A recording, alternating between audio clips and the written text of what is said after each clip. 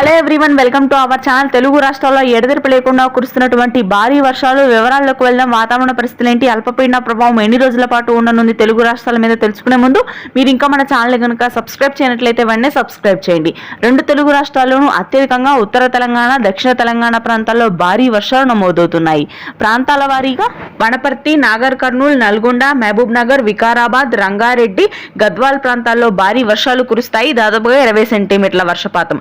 ఆదిలాబాద్, నిర్మల్, నిజామాబాద్, జగిత్యాల, ఆసిఫాబాద్, మంచిర్యాల, పెద్దపల్లి, ములుగు, జయశంకర్, భూపాల్పల్లి ప్రాంతాల్లో కూడా మోస్తరు నుంచి భారీ వర్షపాతం ఉంటుంది. హైదరాబాద్ నగర ప్రాంతము, కామారెడ్డి, సిరిసిల్ల, మెదక్, సిద్దిపేట ప్రాంతాల్లో తేలికపాటి నుంచి మోస్తరు వర్షాలు నమోదవుతాయి 3 రోజుల పాటు.